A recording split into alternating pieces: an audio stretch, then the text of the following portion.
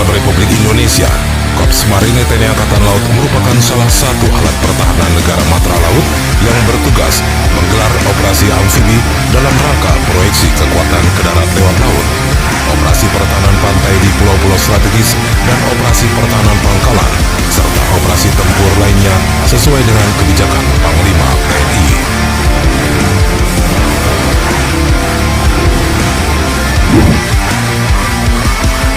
Korps Marinir lahir dan terbentuk seiring dengan berdirinya Negara Kesatuan Republik Indonesia, tepatnya pada 15 November 1945. Mereka lahir dari riak-riak perjuangan, berawal dari satuan besar yang berintikan prajurit-prajurit laut terbaik yang lahir di Tegal. Sebagai alat pertahanan negara matra laut, Korps Marinir memiliki organisasi yang cukup besar. Korps Marinir dipimpin oleh seorang Jenderal Marinir berbintang 2. Saat ini Korps Marinir memiliki 3 kekuatan pemukul setingkat divisi yang disebut Pasmar dan 1 Brigade Infanteri Marinir BS. Pasmar 1 berkedudukan di Jakarta, Pasmar 2 berkedudukan di Surabaya, dan Pasmar 3 berkedudukan di Sorong, Papua Barat. Serta Brigade Infanteri 4 Marinir BS berkedudukan di Lampung.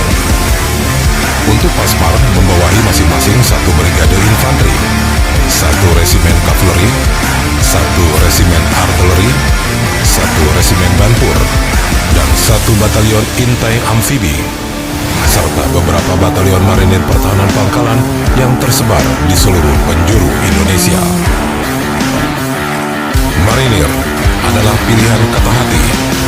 Inilah pedoman baku yang diterapkan marinir dalam menyaring prajuritnya.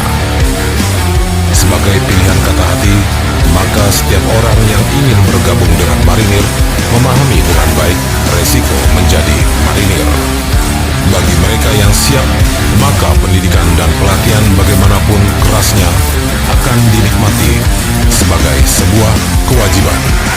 Kewajiban yang syarat resiko sebagai marinir. Pada hakikatnya setiap prajurit marinir adalah prajurit infanteri. Sebagai infanteri, mereka memiliki kemampuan sebagai prajurit pendarat amfibi, kemampuan melaksanakan operasi darat, dan kemampuan operasi lainnya. Saat ini Korps Marinir memiliki 13 batalion infanteri di bawah komando 4 Brigade Infanteri yang tersebar di seluruh Indonesia.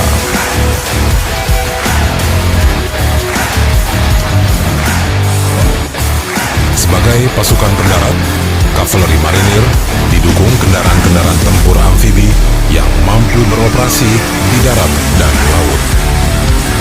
Saat ini Korps Marinir memiliki 3 resimen kavaleri yang berkedudukan di bawah Pasmar, di mana masing-masing resimen didukung 1 batalion tank amfibi, 1 batalion kendaraan pendarat amfibi, dan 1 batalion kendaraan amfibi pengangkut artileri.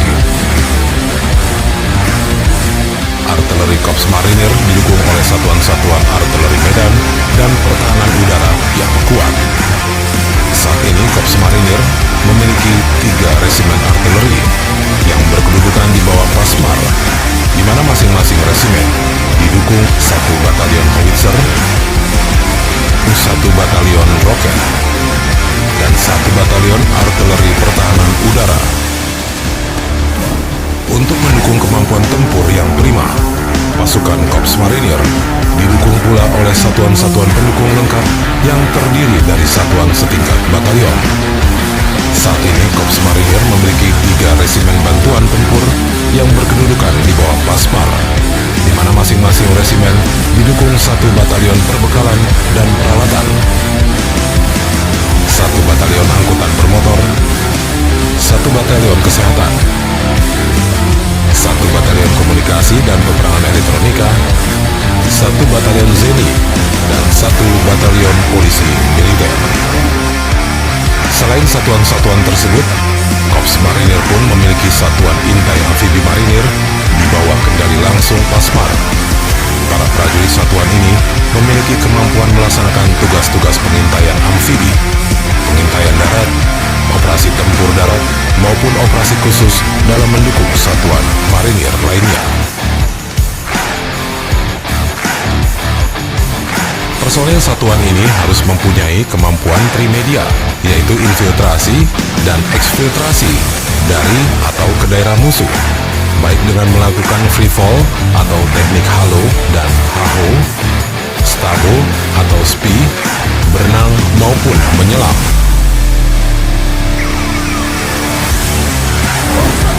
Selain pasukan khusus intai amfibi, Korps Marinir pun memiliki satuan khusus anti-teror yang dikenal dengan sebutan Detasemen Jala Mangkara atau Denjaka. Satuan ini merupakan kumpulan prajurit khusus gabungan anggota pasukan elit TNI Angkatan Laut, yakni Komando Pasukan Katak atau Kopaska dan Batalion Intai Amfibi atau Taifib Marinir. Selain satuan-satuan tempur, Korps Marinir juga didukung oleh satuan-satuan pendukung tingkat pusat, yaitu 2 pangkalan marinir Jakarta dan Surabaya, 1 komando latih marinir, dan 1 rumah sakit kelas 2. Pangkalan Korps Marinir bertugas memberikan dukungan dan pelayanan satuan, pemeliharaan alat utama, penyiapan perbekalan satuan operasi, pelayanan jasa konstruksi, perawatan personil, dan penyiapan satuan korps musik. Komando Latih Marinir bertugas melaksanakan pelatihan bagi satuan-satuan di jajaran Korps Marinir yang ada di seluruh Indonesia.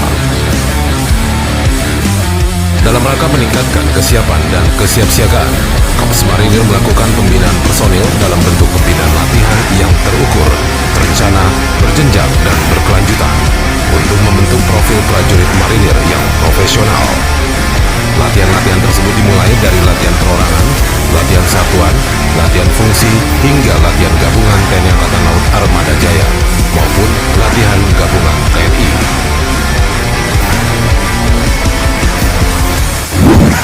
Selain itu, Korps Marinir juga secara rutin melaksanakan latihan bersama dengan militer negara lain dengan tujuan meningkatkan kemampuan profesionalisme, pengalaman, wawasan, interaksi, dan interoperability para prajurit dalam menghadapi tuntutan tugas ke depan, serta untuk mempererat kerjasama kedua negara. Latihan bersama dengan negara lain yang sering dilakukan prajurit Korps Marinir antara lain Rim of Pacific atau RIMPAC, Cooperation of Fleet Readiness and Training atau CERA, Silent Irons, Marines Exchange atau MAREX, Balance Lantern Island, dan lainnya. Sebagai bagian dari alat pertahanan negara yang selalu siap mempertahankan kedaulatan negara kesatuan Republik Indonesia, Korps Marinir selalu dilibatkan dalam kegiatan kemanusiaan yang digelar dalam kerangka operasi militer selain perang. Dengan memiliki kesenjataan yang cukup lengkap, dengan dukungan personil besar dan alat utama sistem senjata yang kuat, Korps Marinir siap menjadi benteng pertahanan negara kesatuan Republik Indonesia dan siap mempertahankan setiap jengkal tanah Indonesia. Prajurit Korps Marinir pun siap ditugaskan di mana saja dan kapan saja dibutuhkan oleh negara. Ini semua dilakukan untuk mewujudkan postur kekuatan marinir yang hebat dan profesional, serta menjadi kebanggaan bangsa dan negara Indonesia.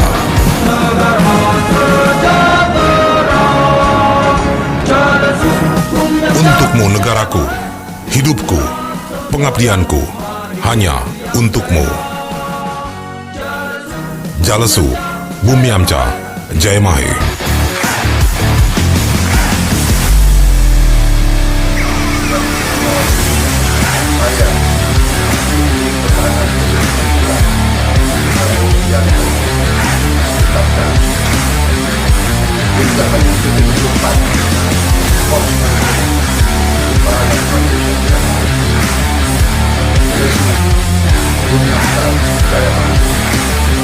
Semoga prajurit korban yang dia